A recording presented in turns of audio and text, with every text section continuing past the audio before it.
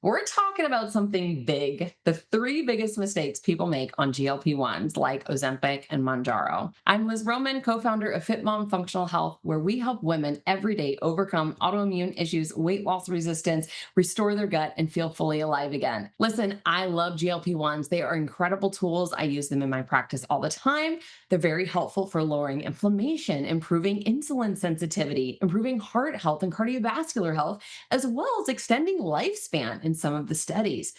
But this is something that your doctor is not talking to you about. They just prescribe it to you and give you the titration schedule, and they fail to tell you some of the most important things to help you use your GLP-1 the right way. Because when we use them the wrong way, or we're not doing these things I'm going to share with you today, can really wreck your digestion. Many people complain of that slow motility, constipation, and bloating, not feeling well overall because they're not detoxifying. But it can also start to destroy your metabolism if you're just using them to undereat. And that in turn is going to mess with our hormones. So hormones can get out of whack faster than you can say constipated. I have talked to so many women who are struggling with those symptoms: bloating, exhaustion, brain fog, losing muscle as well, and wondering again why they're feeling worse when this is something that's supposed to help them feel better and lose weight. And when we lose weight, we generally have more energy. We have better stamina, right? And focus because we're in a place that the body is moving and grooving, dropping fat. However, when you're forcing this with a GLP-1 and you're not doing these three things, it can really backfire. So let's fix that. We're going to dive into the top three mistakes that can destroy your results. And I'll share with you things that you can do instead. I also have a GLP-1 done right guide where I cover everything from digestion to GLP-1 cycling, all of the things. So see the caption below so you can grab that guide. All right, let's get into it. Number one mistake is not drinking enough water and sodium. Yes, you heard me right.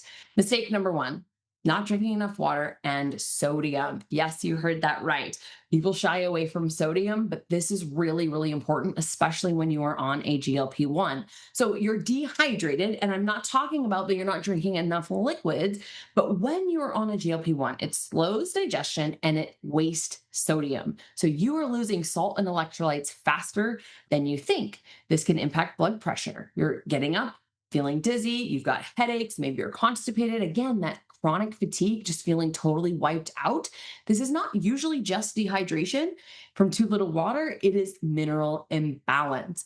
So I want you to think of your body like a bucket, and it's got holes in it. If you don't have enough sodium, potassium, magnesium, your cells cannot hold that water. So you drink a ton, but you still don't feel hydrated. And we need hydration not only to move our bowels, but also to lubricate the body and our skin if we want to have good, hydrated, glowing skin.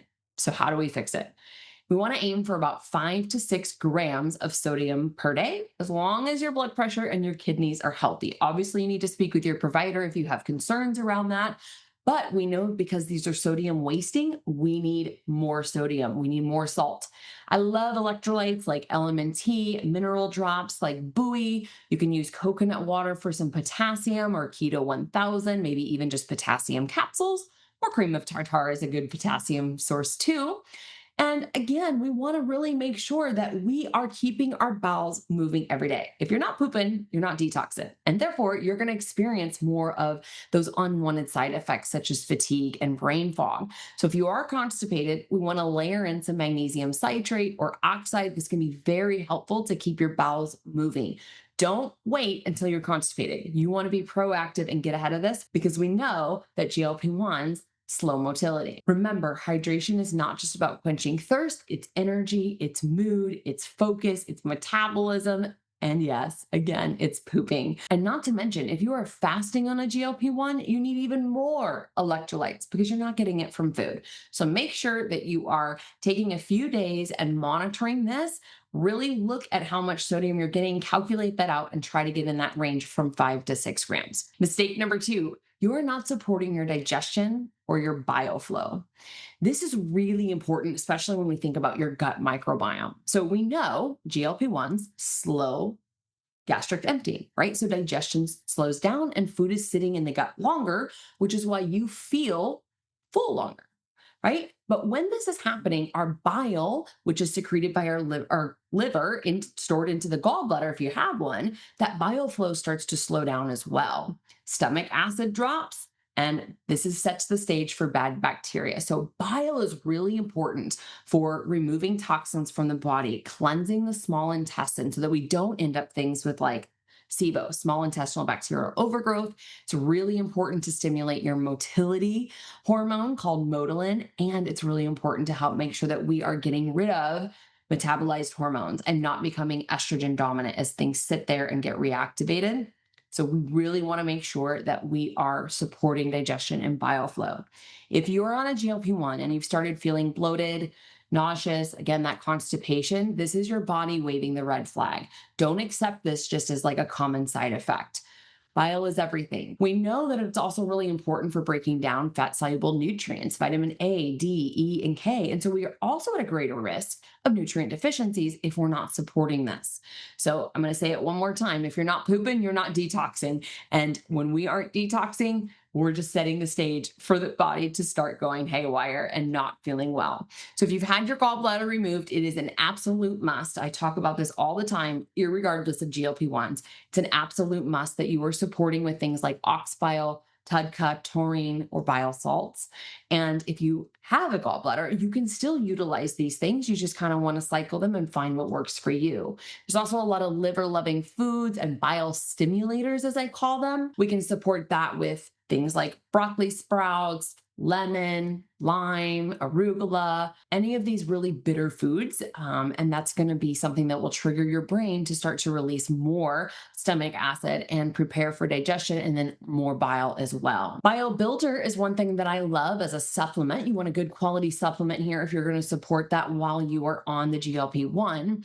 And the other thing I would also say that can be very, very helpful is digestive enzymes, because this can help you break down, digest, and absorb those nutrients better, especially if you are under eating. You want to get the most out of what you are eating. So here's the key. It's not just what you eat, it is what you digest, absorb, and eliminate. I say this all the time. It's not just about what you're ingesting, it's what you're digesting.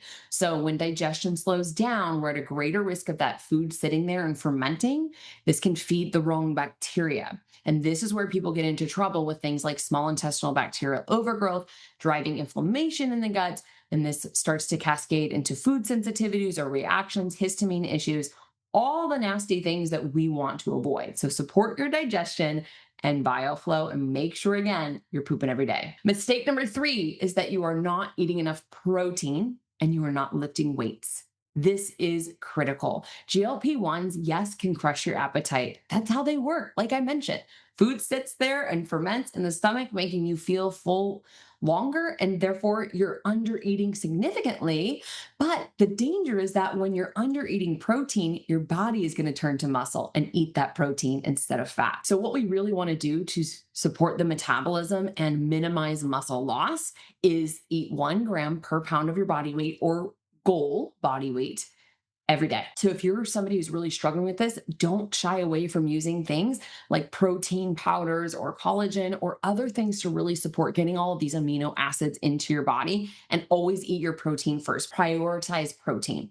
This is going to help your digestion, but it's also going to keep your blood sugar a little bit more steady.